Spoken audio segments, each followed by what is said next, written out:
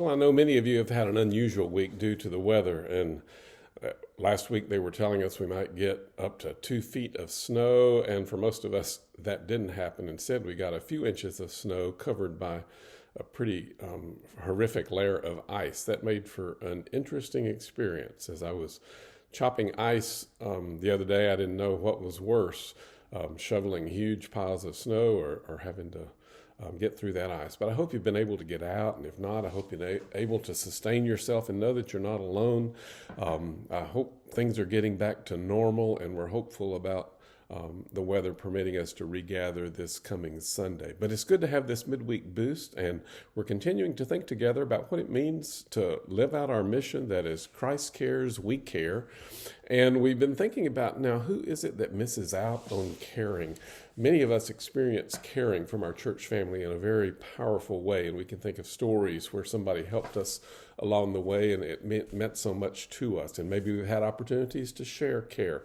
Caring is a two-way experience. It's not something some expert does for us from the top down. It's something that is very mutual. Do you ever flip through an old church picture directory and have your memory jarred as you think about people who were extremely connected to the family of faith who are now no longer around? And those pictures bring back memories. Now, some of them are for obvious reasons. Maybe a young person grows up in the youth program, goes through confirmation, then moves away from Roanoke, Virginia. And of course, maybe we get to see them if they have family back in the area, if they pop back in on Christmas Eve, but they have moved on to a different life. However, please remember, if somebody is baptized into our church family, we are still knit together as a family. We don't care for them as long as they're within a 10-mile radius.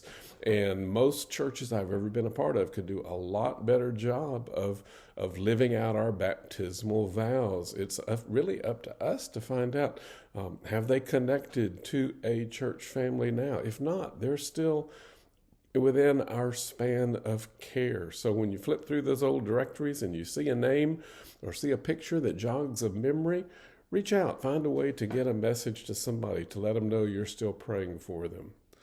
A lot of times changes in relationship have to do with health changes. Certainly there are people who we used to see all the time, and now maybe they're not able to get out. And so, again, it's up to us to care for them.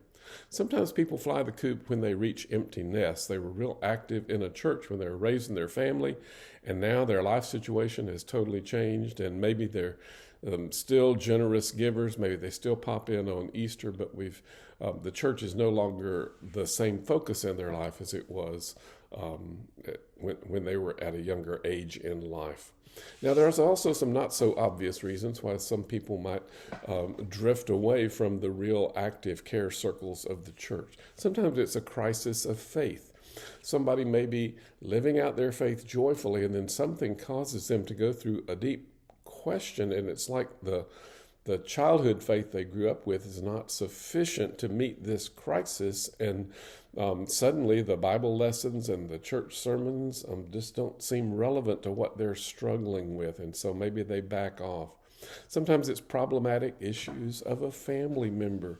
If you have an adult child living in your home who's going through some very critical behavioral issues, you may find yourself backing away from the institutional church just because you're embarrassed, or because you're overwhelmed, or because you feel like you really don't want to dump on everybody with everything you're dealing with. And at the very time in life when the church should mean the most to you, you find yourself without that support. Sometimes people get offended by something they heard or read.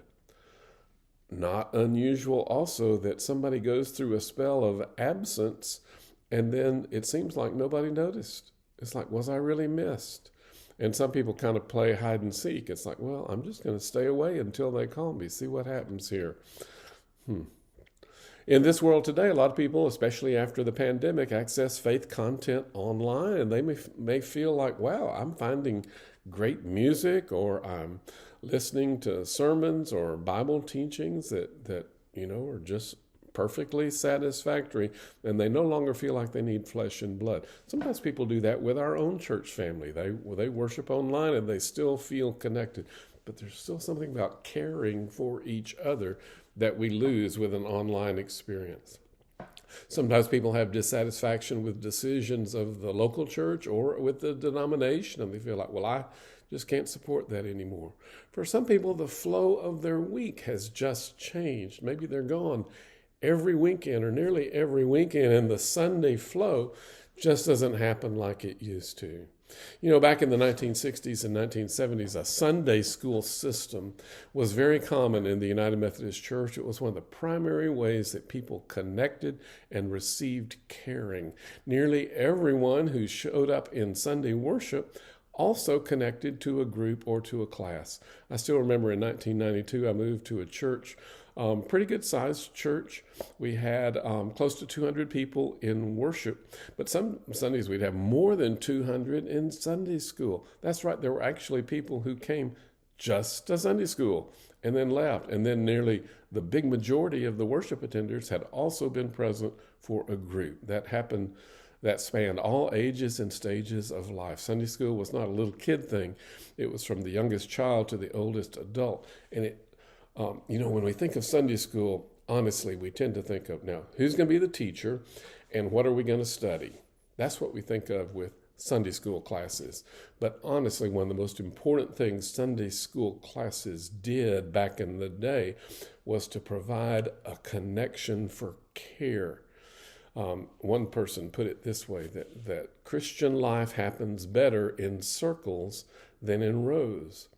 And so sometimes we sit in rows for Sunday worship and we're focused on God's presence. But then when we have other groups where we sit in circles, the tangible connections with one another happen much more easily. It's pretty rare these days to find a full Sunday school system. Some churches have experimented with all kind of options throughout the week, but it's a lot harder to do. And it's kind of like we're recreating. Honestly, it just makes it a lot easier to fall through the cracks when you're not part of a group like that. It's tricky, but you can see why that can be such an important issue for us today. I just encourage you to pay attention, and this is something I and other leaders in our church are working on, and you may be called on to help in a specific way to help increase the sense of caring. So what can you do? Pay attention to people who cross your mind.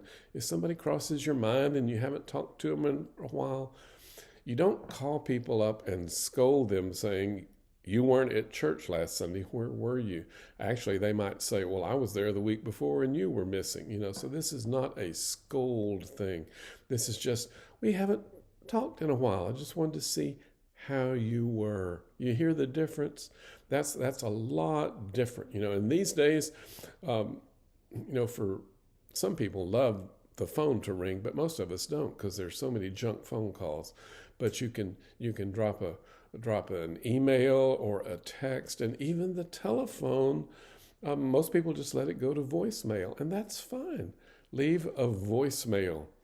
Have you ever been calling people and you have a list of people to call and nobody's answering. Then finally somebody says hello and you say, I can't remember who I was calling because I've been calling so many numbers on this list.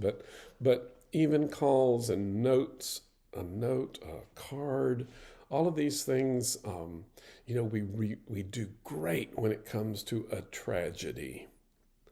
But when it comes to ordinary life, sometimes the caring gets a little bit thin. We're going to continue to talk about this and put this high on your prayer list and put it high on your pay attention list. Well, I hope things work out where we can see you Sunday. This is my first Sunday to be in the pulpit, Sunday, February 1st, and we're going to be talking about a great story from the Gospel of John, chapter 4, an amazing story.